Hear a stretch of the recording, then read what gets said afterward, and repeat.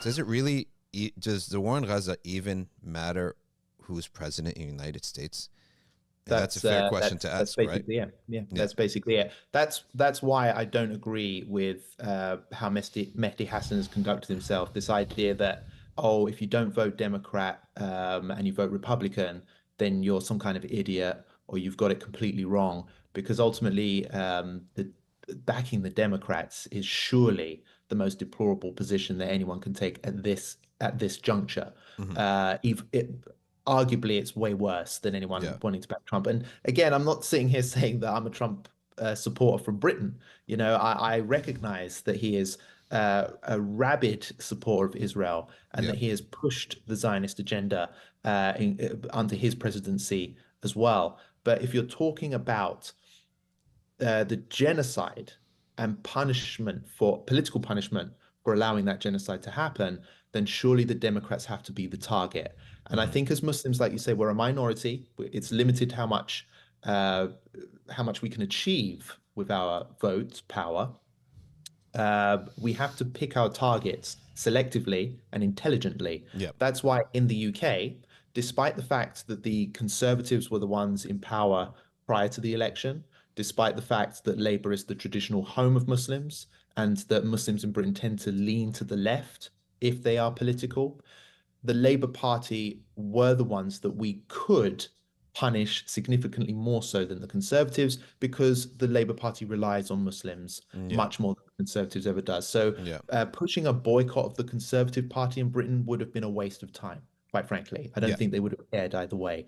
But pushing a boycott of the Labour Party was and did have a significant impact and really rattled cages and showed that British Muslims are not going to be treated like a doormat when it comes to the issue of Gaza.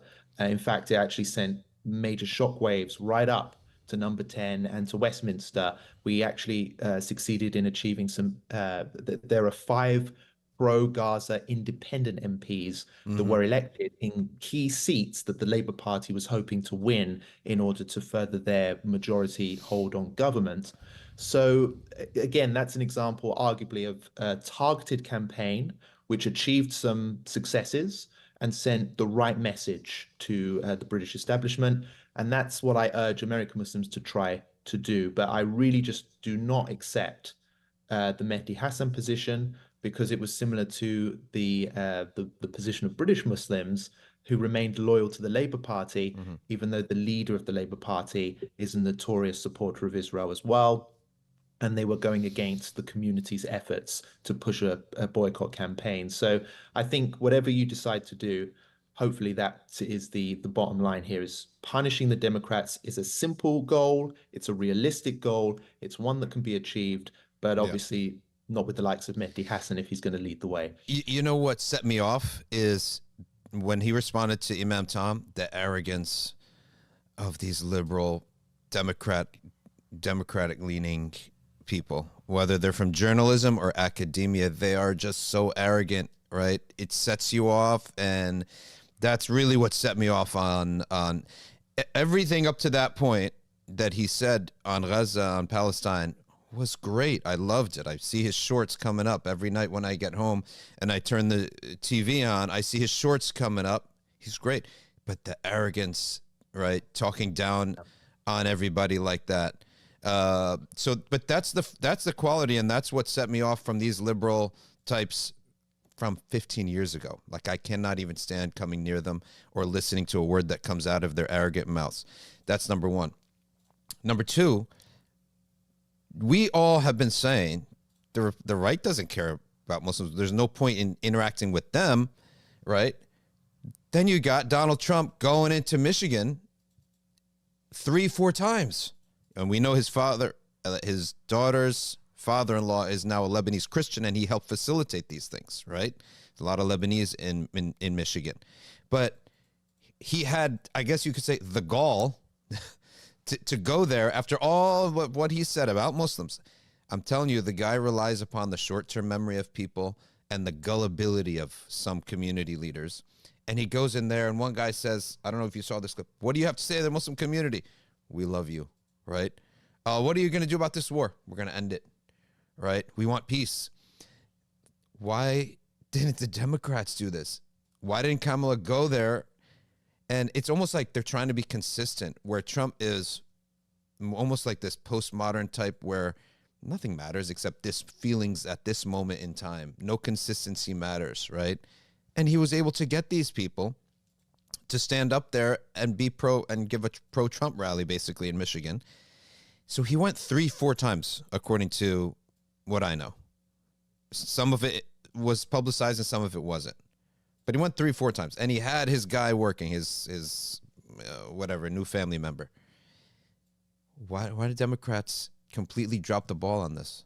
Why didn't they go number one? And then when they did send in Clinton, oh my gosh, where are they? I mean, he totally basically shot them in the foot. But at the end of the day, not going to affect Gaza, in my personal opinion. Nothing's going to change on that front. And we're going to go back to life as is. I just think that the only other thing I've noticed here, I've just noticed that there is a significant number of conversions to Islam taking place. This is something which we talk about a lot in the UK because it's a phenomenon which we've seen spike after Gaza. Yeah. And I don't know if that same phenomena is happening here, but I was in an Uber yesterday and I met a Mexican who had converted to Islam. I visited a stall where there were some pro-Palestine activists handing out leaflets, and there were two converts there. So this seems to me like a phenomenon that is happening in the States as well. And if we can't achieve anything politically, if we can't change anything on the ground for the people of Gaza, then perhaps one of our greatest weapons is to fall on our religion, and to rely on our religion and to keep pushing that message. That's something which I firmly believe now, especially from someone who comes from a very politically active background. Uh, Perhaps the most effective thing we can do is remain patient, pray, do our duty as Muslims, and just invite people to Islam. Maybe it's a long-term strategy, but it looks like it's bearing fruit already with the sheer number of conversions that's taking place, and it's something which really worries uh, not just the establishment, but the Islamophobes, the right-wingers, the nationalists. They can't understand. They kill Muslims in large numbers. They're at war with the Muslim world. They invade and occupy Muslim countries, yet the religion continues to grow no matter what they do, even though they have a media pumping out Islamophobic narratives. They have politicians treating Muslims like second-class citizens. They don't platform genuine Muslim speech in the mainstream. We're still growing as a community. And subhanAllah, I think that that's a miracle in itself.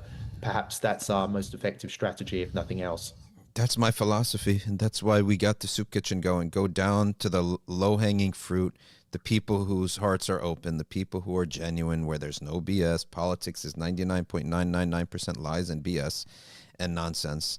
And win or lose that game, whatever happens, happens. I'm not against people being involved in it. Muslims should be involved in everything, but really where the low-hanging fruit is, to go there, Allah's sending you a message. That's why we film out of a soup kitchen, and we're attached to the soup kitchen, and we want this to run 7 days a week, right? 7 days a week, soup kitchen open. We're now open 1 day a week. But that's really what I personally believe in, the low-hanging fruit. Go where people's hearts are open to talk to you, where there's no nonsense, there's no lies, there's no BS, right? That's where you're going to go, because those people, from them will come future governors, future politicians, future millionaires. If you deal with if you deal with a million masakin, million poor people in your lifetime, from them will come very influential people, just by percentages, right? And those influential people you touch their heart, you touch their lives. They know you 100%. So it's more of a long-term cultural result that you're going to get. And that's what I'm comfortable doing. That's what I do. And I wish everyone the best, regardless of what all the Muslims, regardless what how they're trying to help, as long as it's within fundamentals of Islam. I give them support. I pray that they benefit the people and they're successful. So I like to take that optimistic and clean-hearted approach towards all the Muslims trying to do different things, even in politics. Inshallah, inshallah. No, I wish you all the best, and I wish everyone here in America all the best. And I hope that however the vote falls, it will send the right message to the people of Gaza, inshallah.